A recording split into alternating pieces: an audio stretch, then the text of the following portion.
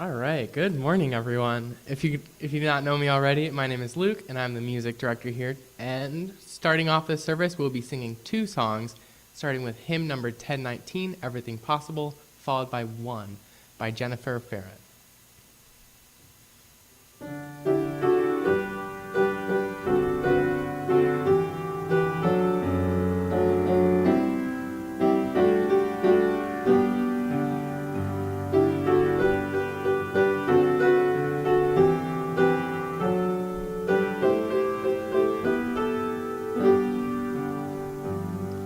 We've cleared off the table, leftovers saved, washed the dishes and put them away. I've told you a story, tucked you in tight at the end of your knockabout day. As the moon sets its sails to carry you to sleep over the midnight scene, I will sing you a song no one sang to me. May it keep you good company. Oh, you can be anybody you want to be. You can love whomever you will. You can travel any country where your heart leads, and know that I will love you still. You can live by yourself, you can gather friends around, you can choose one, special one. And the only measure of your words and your deeds will be the love you leave behind when you're gone done. There are girls who grow up strong and bold, there are boys quiet and kind. Some race on ahead, some follow behind, some go in their own way in time. Some women love women, some men love men, some children, some never do. You can dream all the day, never reaching the end of everything possible for you. Don't be rattled by names, by taunts, by games, but seek out spirits true. If you give your friends the best part of yourself, they'll give the same back to you. Oh, you can be anybody you want to be. You can love whomever you will. You can travel any country where your heart leads, and know that I will love you still. You can live by yourself, you can gather friends around, you can choose one, special one. And the only measure of your words and your deeds will be the love you leave behind when you're done.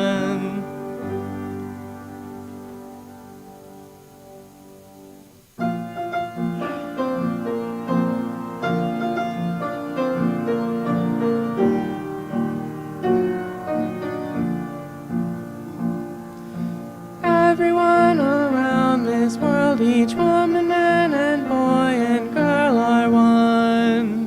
We are one. Everyone around this world, each woman, man and boy and girl are one. We are one. You're a part of me, and I'm a part of you. When we put our hearts together, well, there's nothing we can't do. I'm a part of you, and you're a part of me, and together we can all work together, create a little harmony. 'Cause everyone around this world, each woman, man and boy and girl are one. We are one. Everyone around this world, each woman, man and boy and girl are one. We are one. part of you, and you're a part of me. When we put our difference aside, there's nothing we can't be. You're a part of me, and I'm a part of you, and together we can all work together, help each other make it through. 'Cause everyone around this world, each woman, man, and boy, and girl are one. We are one. Everyone around this world, each woman, man, and boy, and girl are one. We are one. Every time we work in unison, transformation has begun.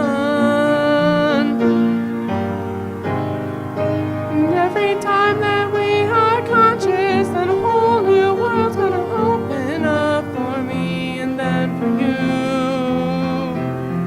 'Cause everyone around this world, each woman, man, and boy, and girl are one. We are one.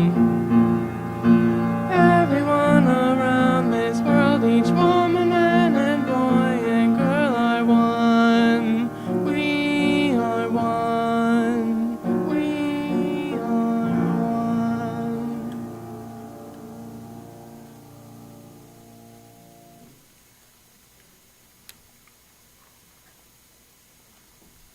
Thank you, Luke. Good morning and welcome to UCC. I'm David Senecal, your lay leader, and I'm happy to see everyone here, whether in the sanctuary or joining us on Zoom or YouTube. Well, today is Groundhog's Day, and the word on the street is that Puxatawny Phil went underground again for 6 more weeks. So it's also the birthday of my grandfather, Edward Kleiner, who was born on this date in 1900. My grandfather is one of those guys that there are more than enough stories about him. One brief one I'll mention is that he was born and raised in Bluffton, that's in Muskegon, Michigan, my hometown.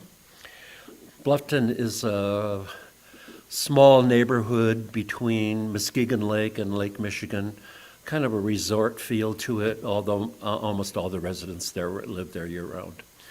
My dad was born there. He went to the local elementary school, as I did and all my siblings. There was a grocery store there, I think a hardware store, something like that. Anyway, the kind of place you're glad to be from. So, it seems that a lot of vaudeville people came up from Chicago and other areas to spend the summers there in Bluffton. There was a tavern there next to Pigeon Hill, an enormous sand dune, which no longer exists because they mined it for the sand, but it was an amazing promontory.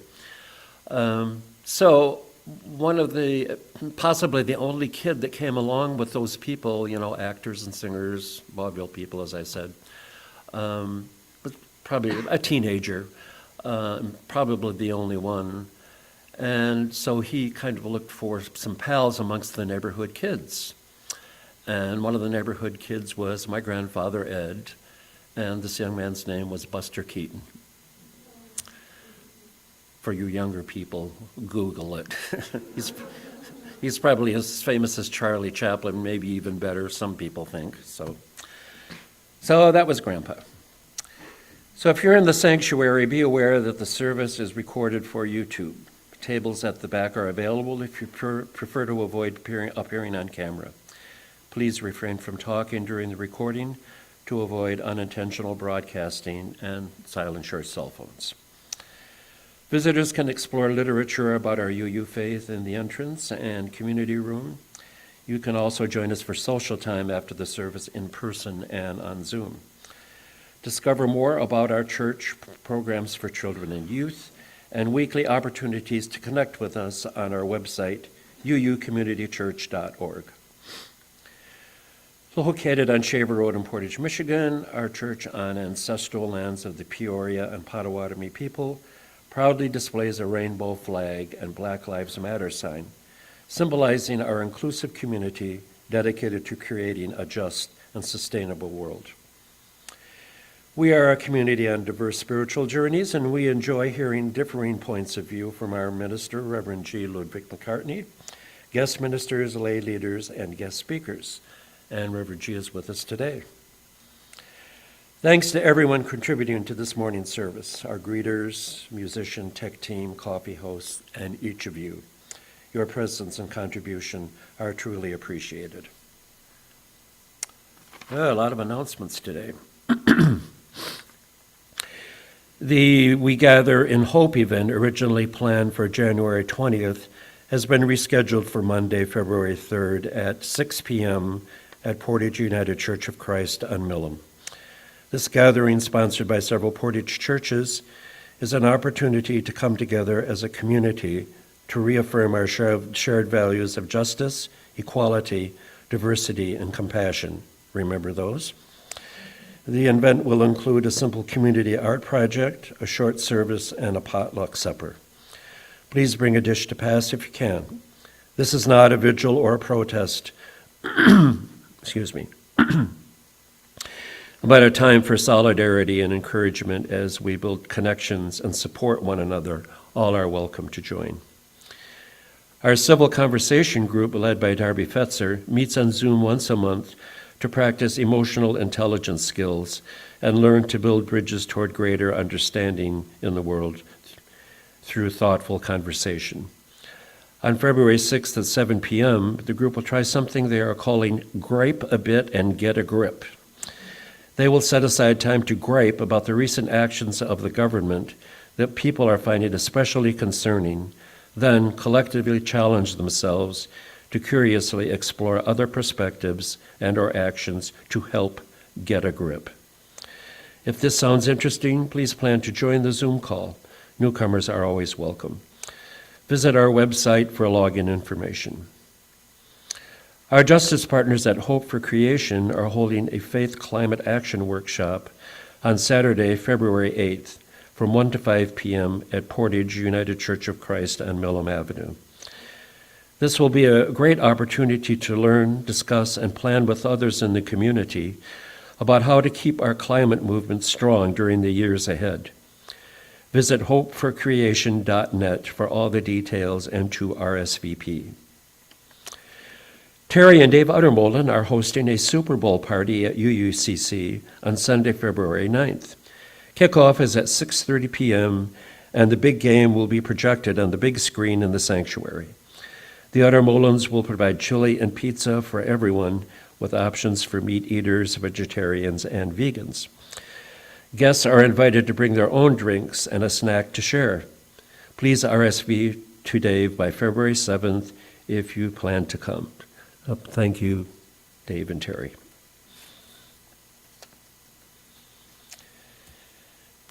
Today, globally, Unitarian Universalists continue to light the chalice.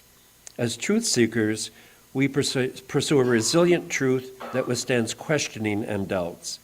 The flame serves as a constant reminder of our shared values, bringing them to life in our community.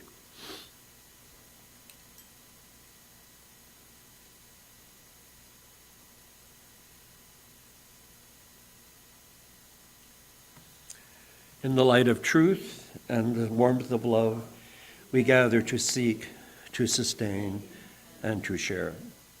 And now we'll have a meditation by Eric Nelson.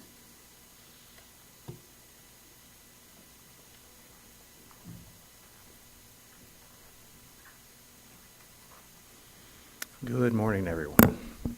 We'll kind of have a soothing meditation today. So if you want to settle in, as I typically instruct, is having the feet flat on the floor. Hands can be comfortably in the lap. The eyes can be closed if you're comfortable with that. If not, just looking down at the floor to reduce distractions a bit. And just coming into awareness of the body right now. Feeling contact points of the feet, the hips, the hands.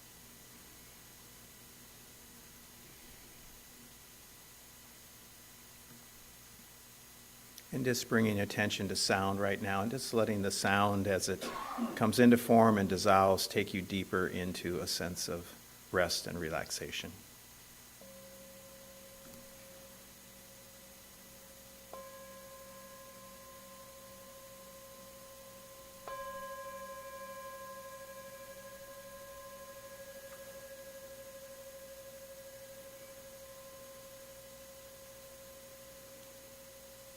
And just beginning with a soothing breath rhythm, feeling the breath in the belly, in and out, softening and relaxing on each out breath.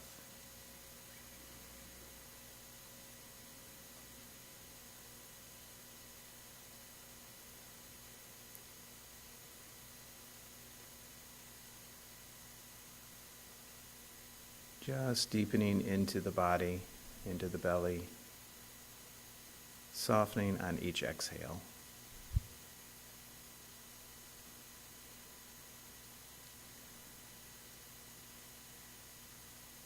And just noticing the face and the brow, the jaw, the shoulders, the back, the hips, this softening on each exhale.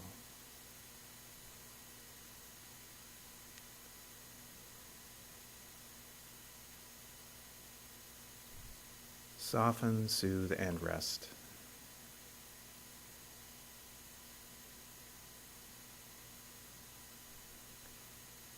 And just being aware of the whole body, resting in the breath.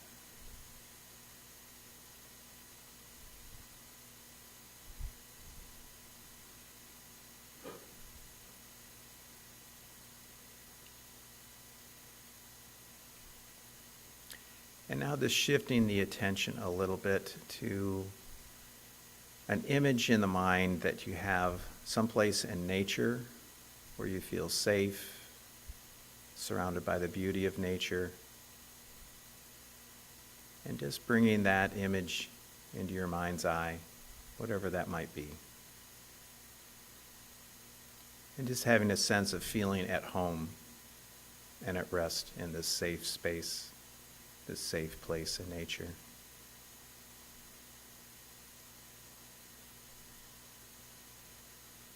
Noticing colors, textures, patterns of light and shadow.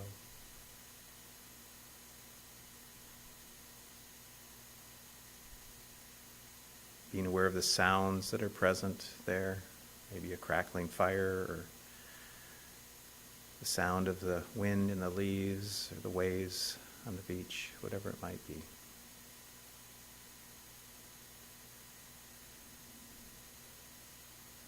Smells that might be present. And just feeling that sense of peace and being home, resting.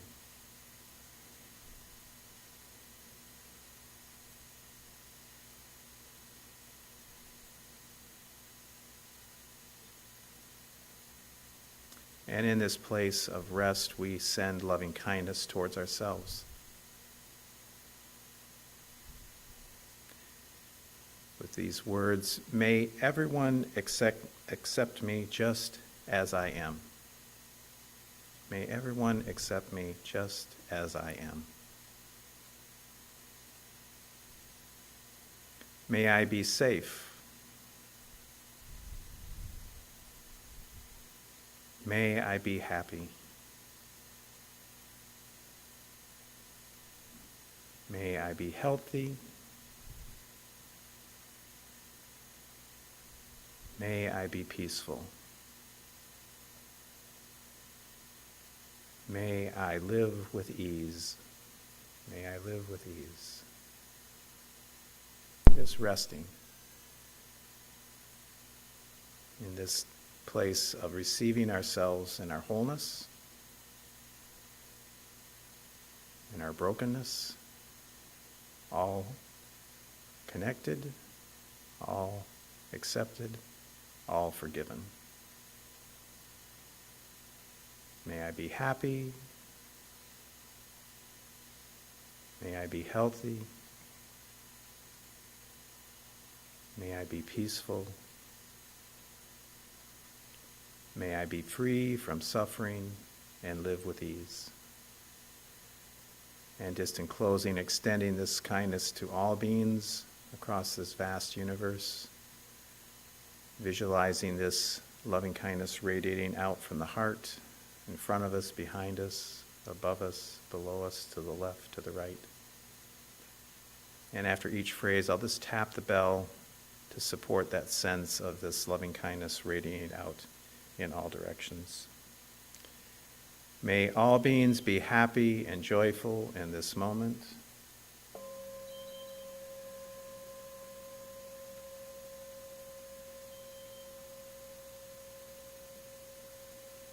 May all beings be healthy in mind, healthy in body, healthy in spirit.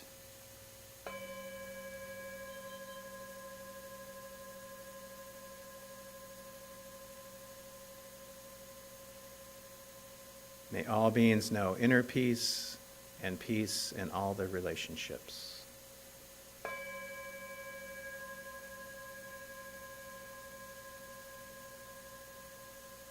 May all beings be free from suffering and free from the causes of suffering.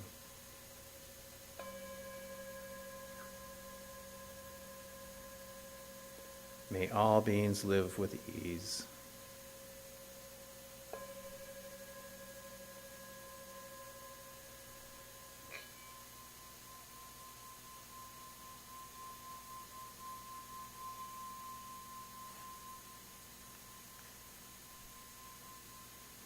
And just taking a few deep breaths, wiggling the toes and the fingers.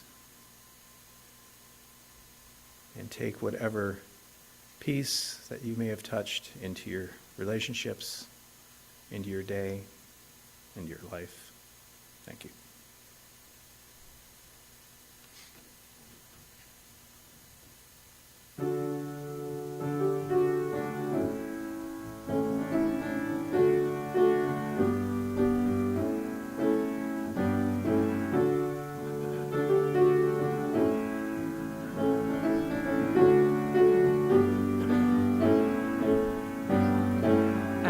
Come around to take our places at the table, a moment to remember and reflect upon our wealth. Here's to loving friends and family, here's to being able to gather here together in good company and health.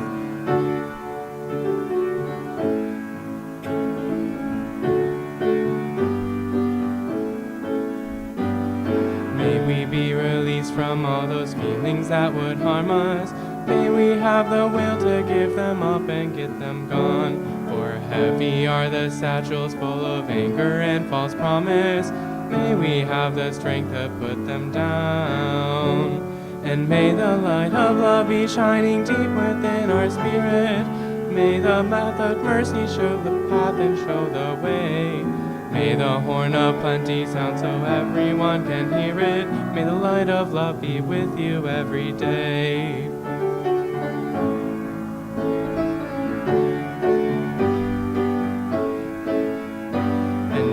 Wish the best for everyone we encounter.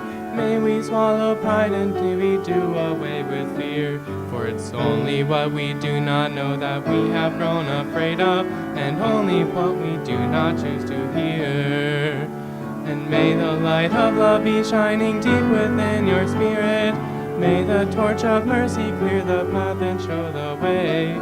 May the horn of plenty sound so everyone can hear it. May the light of love be with you every day. And as we bless our daily bread and drink our day's libation, may we be reminded of the lost and wayward soul, the hungry and the homeless that we have in every nation.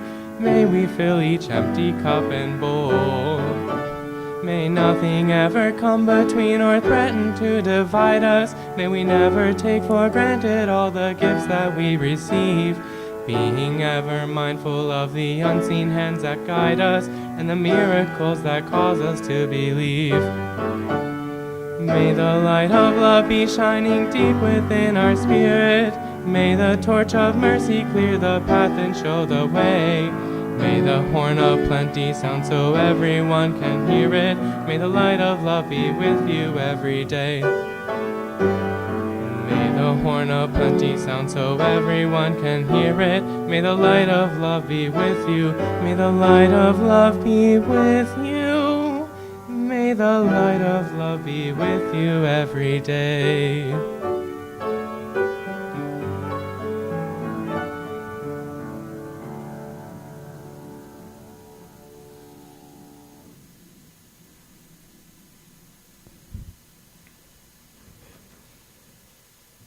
Good morning.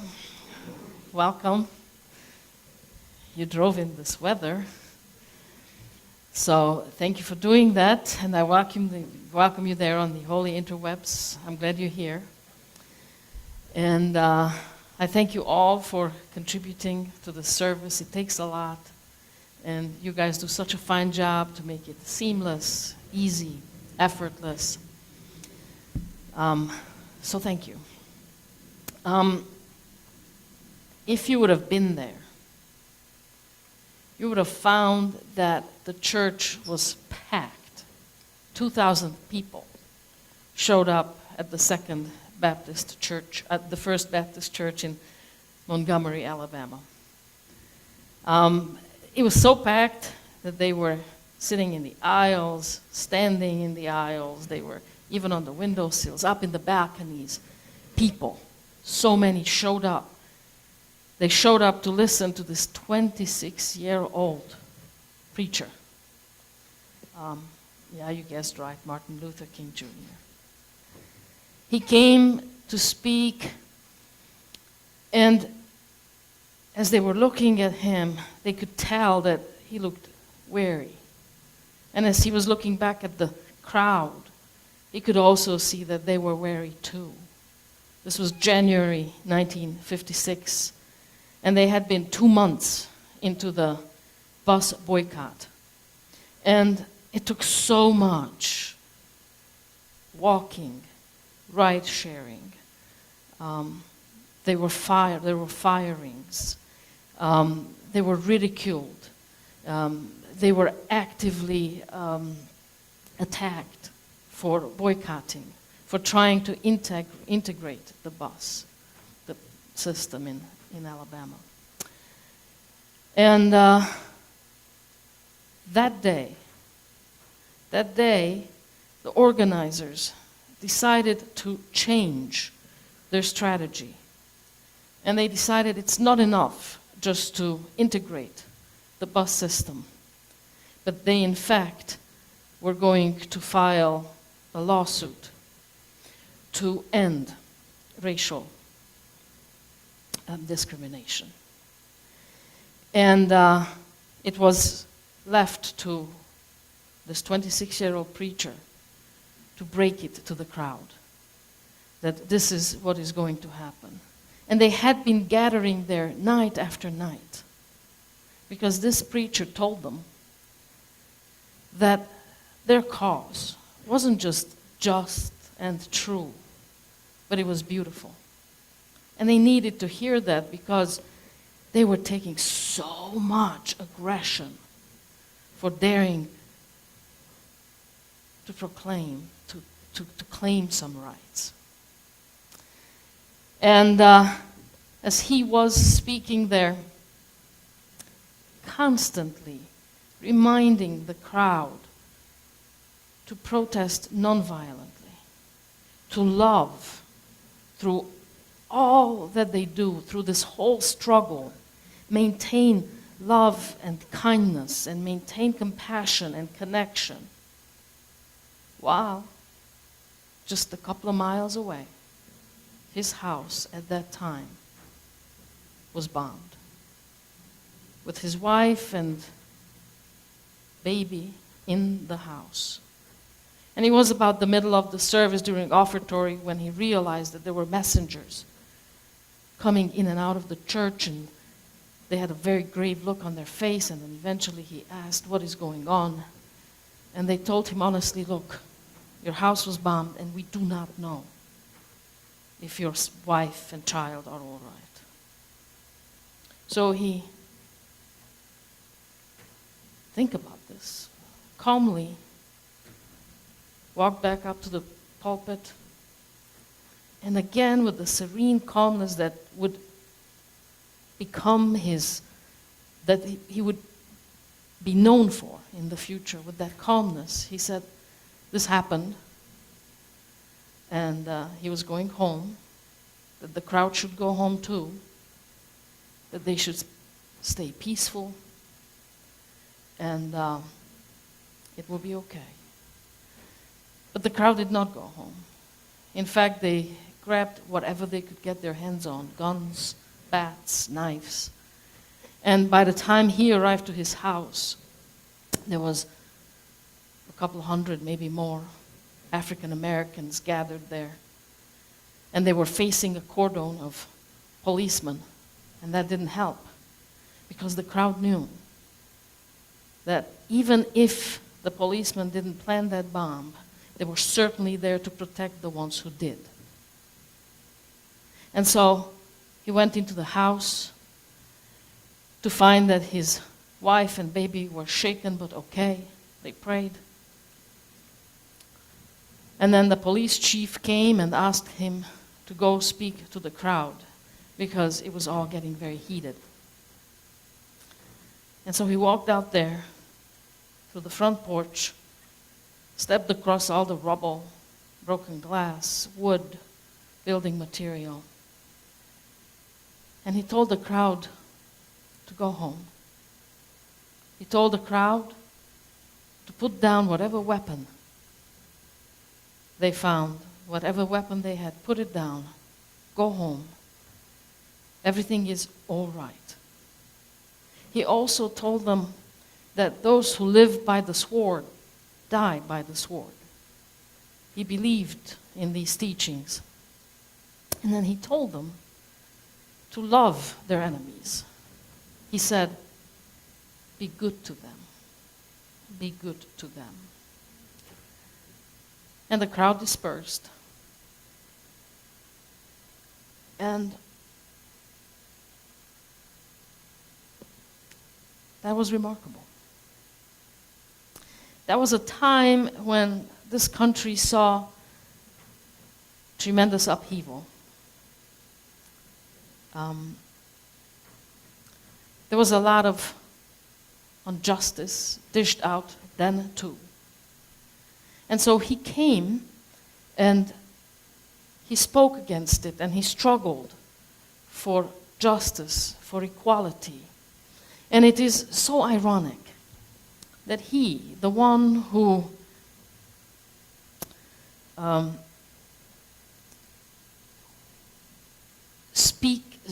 spoke so committedly about love, in fact, was the most hated man in America. That the one who spoke and really struggled and wanted people to have prosperity and universal income, he had so little for himself. And he who believed so strongly in nonviolence died by a bullet to his face.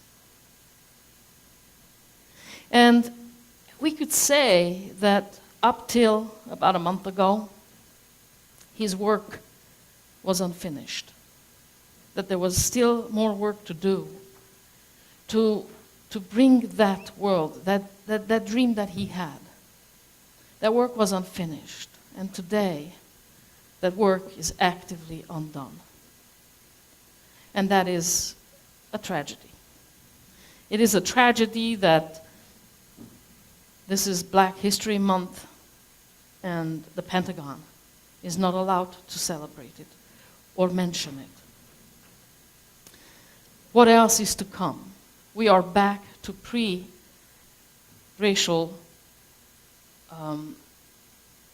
justice era.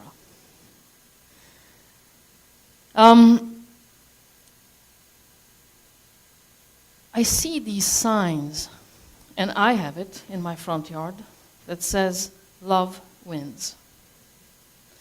And again, the times.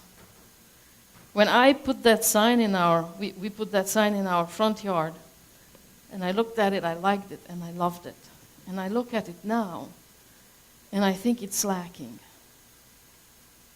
Because the times have changed. And I think, for me, it would be more accurate to say love has to be won. And sometimes love wins, and sometimes love has to be won.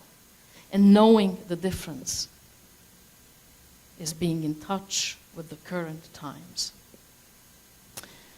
MLK wasn't popular. He also was a human being. You know, sometimes we think that, sure, it was easy for him to be this activist and this hero and this amazing human being, but he wasn't that. It's not how it started. He was just a young man, and I don't even know that he chose the cause. I sometimes think the cause chose him, and he just could not say no. And regardless of what he felt and how he felt, he just said, yes, yes, I will lead. Yes, I will do this, because if I don't, who will? And he wasn't popular because, contrary to what we believe that he was a preacher, I believe that he was a prophet. And a prophet is never popular, because a prophet doesn't come and say, you're doing everything so well. Honey, kudos to you. A prophet shines a beam of light on all the things that are not working in society. A prophet points out the problems and calls upon people to step up, step in, and make it right. You should keep doing everything the way you've been doing, said no prophet ever. And that was Martin Luther King Jr. He was a prophet. And that's why he wasn't popular, but needed. And I think that today too we need prophets who may not be popular, but needed. Needed to inspire the rest of us to not allow our rights to go away, but claim them, reclaim them, and further them. Further them. Do not allow for the hard-fought rights to be taken away.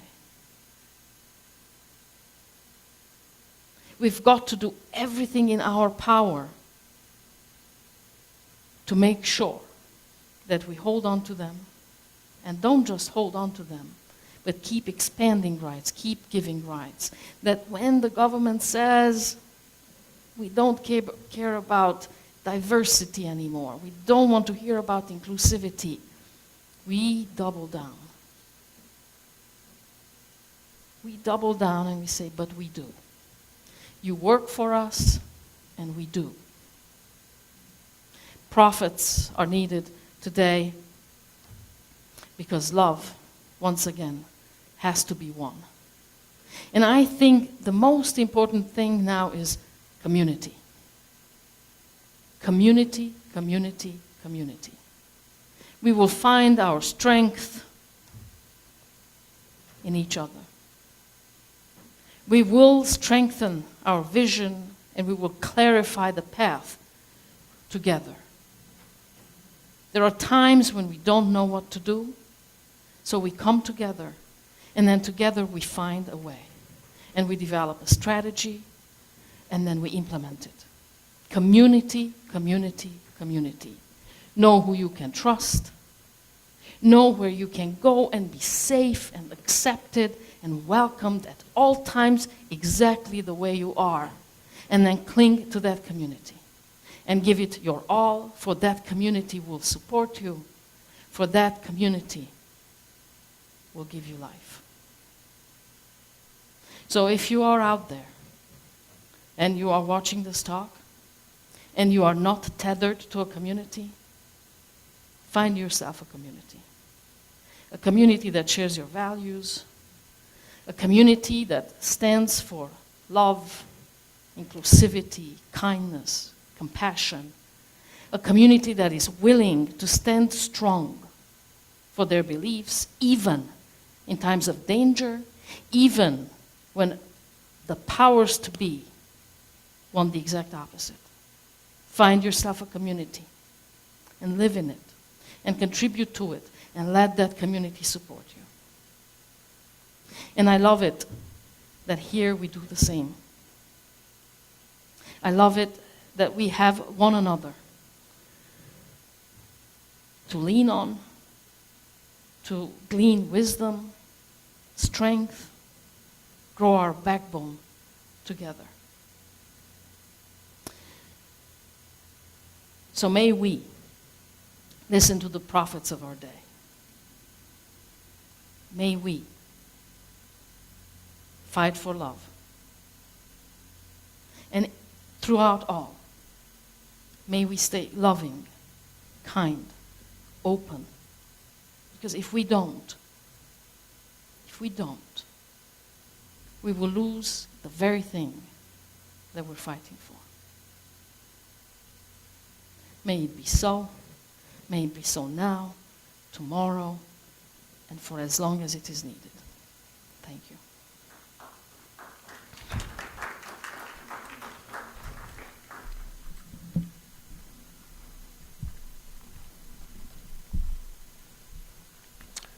Thank you, Reverend G.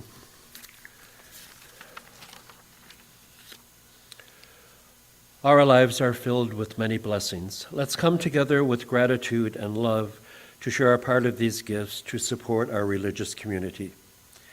You can show your love by giving in a practical way to keep our space vibrant and share our positive message. Look at the screen for ways to give, and our ushers are here to collect your offerings. Together we make a meaningful impact through our shared generosity.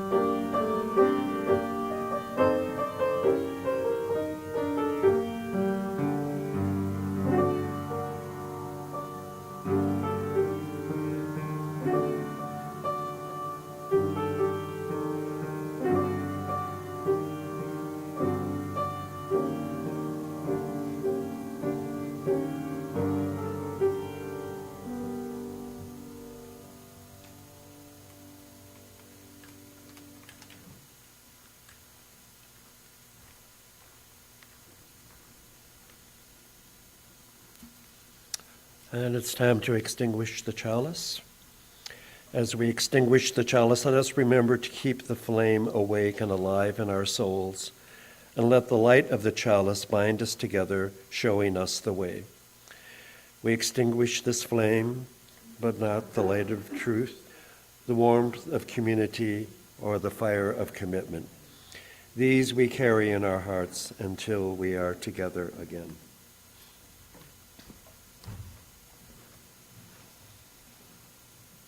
Stay connected. Root yourself in love. And together we can what we cannot do alone. And so it is.